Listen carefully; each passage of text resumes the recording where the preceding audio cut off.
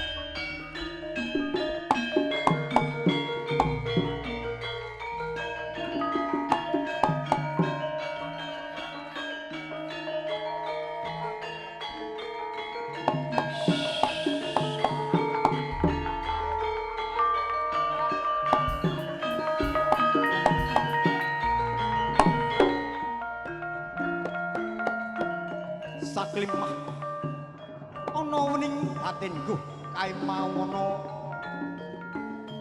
jin setan prayangan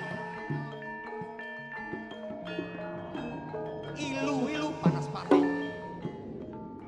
mertandani ana padepokan kene mau arep ana pagebluk kang aran Pagebluk Mayanggara.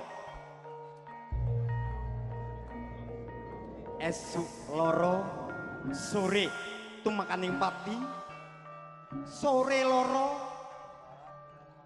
esuk tumekaning pralaya. Duh Gusti ingkang maha kuwasaku paringono kedah margi bundi ingkang badhe kula lampahi.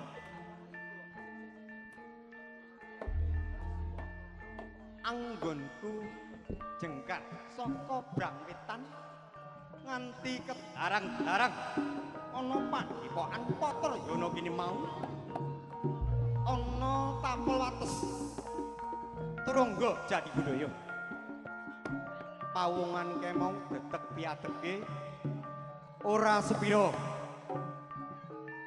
solah bawani asajak nyoloweti banget. Sopo pawongan ke mau jajal rebekani ana pinggiring padepokan Patrayana kene.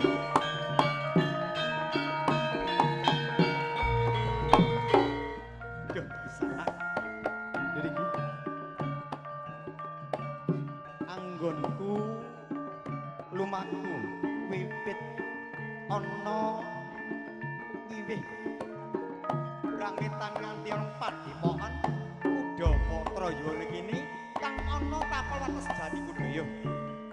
Kisanak tantes ngetutke lakuku.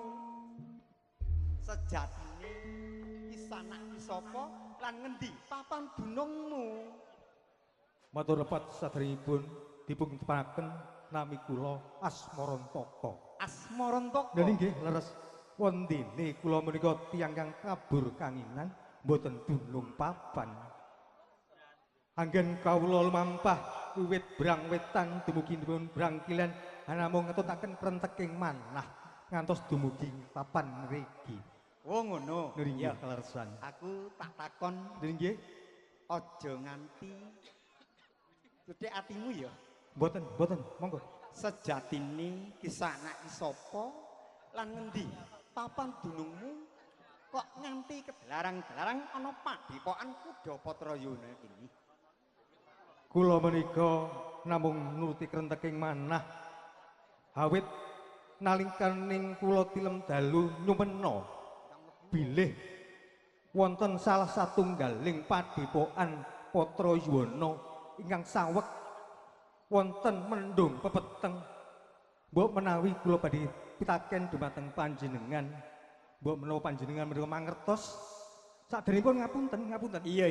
Kula kok dereng panuh kalian panjenengan punika sinten? Yen kowe tambuh marang aku, Nggih. aku Pulunggono. Oh, Pulunggono. Ya padha slirane tanpa dongko, tanpa wayah. Ya ngene wae. Nggih. Anggonku lumajar wiwit brang kidul kamu sekemah sak nduring padepokan Kudapatra iki. Ana cahya cemorot sak sadolaning kang cumondhok sak durung Kudapatra Yuwana kuwi. Menika pratandha punapa wonten cahya cumlorot menika? Kula kok dereng mangertos.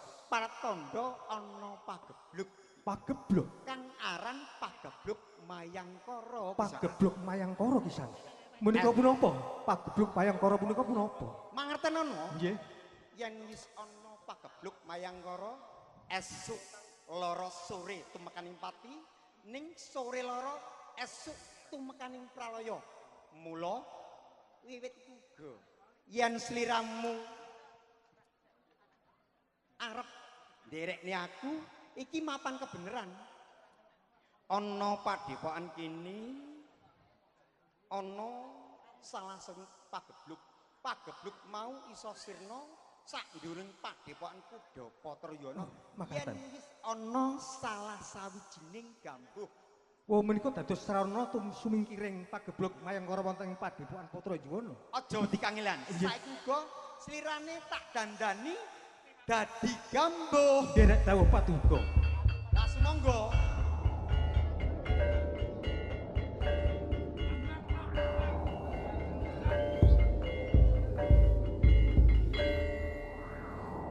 Kisana Asmarantaka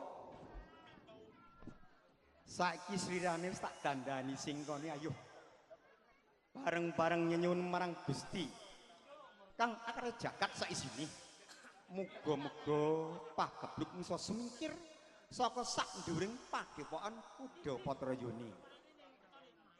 Yen ngono Purbawasesa padepokan tak pasrahne sliramu gambuh. Aku tak ketute lakuku ana nduring padepokan muga-muga kalisa ing sambe kala. Cukup semene gambuh.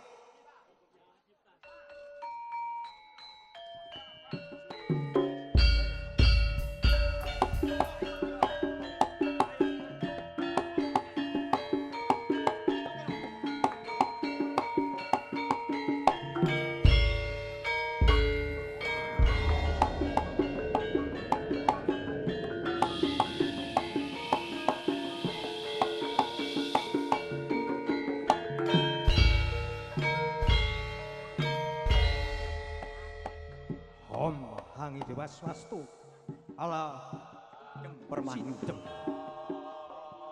manengku puja ngarsaning Bathara kang akarya jagat amuhu kersaning Bathara kinarya bekti mugya kepareng panyuwunan titah ingkang badhe mujudaken Prabu Dumilaing Wasana keprabon padepokan Kudapatra Yuwana amiwiti kukusing Sekar Kumurun rupa angon barung anu kilas-kilas balang sistem titah awata yang moho suci ingkang badhe gadah pangpun kaseksenan jagat etan jagat pur jagat lor jagat di mandening saka panguwasaning Bathara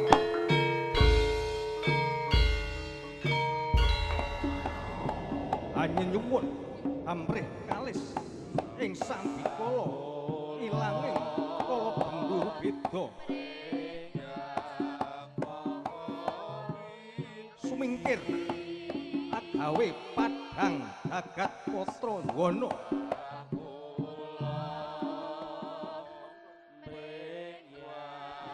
duh Gusti kang Maha Agung nun inggih ingkang maha suci keparenga kasembadan ingkang dados panyuwun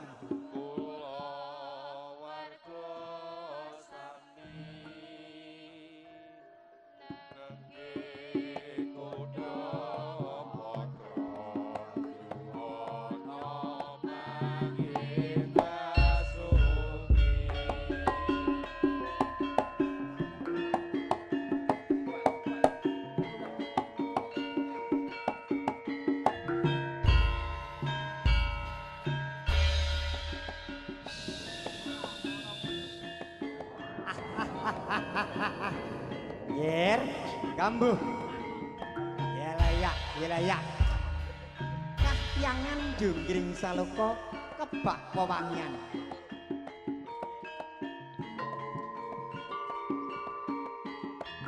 Aku ngerti apa dadi kekeramu, Yer.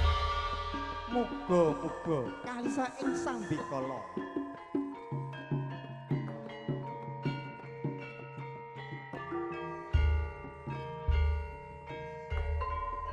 Kae mawono cahya cumorot saksa dolanan gedine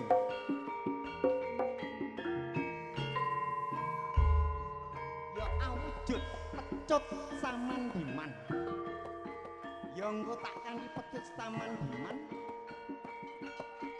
bisa ngilangi ananing pagebluk mayangkara yer kambuh wedara anggonmu sumedi